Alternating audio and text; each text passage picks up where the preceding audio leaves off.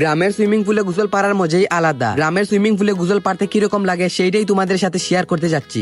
আমি তোমাদের গরিবের ব্লগার। আজকে কিন্তু সেই লেভেলের গরম পড়ছে, তো ভাবলাম আমরা গ্রামের সুইমিং পুলে একটু গোসল পাড়ে আসি, মানে গরিবের সুইমিং পুলে আর কি। আজকে যে পরিমাণ গরম পড়ছে, ওই গরম কিন্তু আমরা সহ্য না করতে পেরে আমরা গরিবের সুইমিং পুলে চলে আসছি। ভাই, গরিবের সুইমিং পুলে গোসল পাড়ার মজাই আলাদা, ওইটা শুধু গ্রামের পোলাপানরাই বুঝবে। গরিবের সুইমিং পুলে আমি একা গোসল পাড়তে আসি নাই, ওইখানে কিন্তু আমার ছোট ভাইয়েরা আছে, আর আমরা সবাই গরিবের সুইমিং পুলে ভরপুর এনজয় করতেছি। আসলে অনেক অনেক বেশি ভালো লাগতেছে। ভাই, ছোটবেলার কথা তোমাদেরকে কি বলতাম, ছোটবেলা অনেক অনেক বেশি গ্রামের পুকুরে গোসল পাড়া হতো, কিন্তু ভাই একটু বড় হওয়ার পর ওইগুলা কিন্তু অনেক অনেক বেশি মিস করতেছি। আসলে শৈশব কালী সব থেকে বেটার ছিল। তো গরিবের সুইমিং পুলে গোসল পাড়ার পর বিকালে কিন্তু আমরা চলে আসছি বিশ্বনাথ জানাইয়া ইন্ডোরে, মানে ওইখানে আর কি আমরা সবাই ফুটবল খেলতে আসছি। বিশ্বনাথ জানাইয়া কয়েকদিন পর পরে কিন্তু আমরা ইন্ডোরে ফুটবল খেলতে আসি। আমাদের বাড়ি থেকে আমাদের বড় ভাই, ছোট ভাই এবং চাচারা সবাই আমরা কয়েকদিন পর পরই আসি ইন্ডোরে ফুটবল খেলতে। অনেক বেশি ভালো লাগে যখন আমরা সবাই মিলে খেলতে আসি। আর তোমাদেরকে আমি আরেকটা কথা বলি, আমি ফুটবল খেলার চাইতে দেখাটা পছন্দ করি।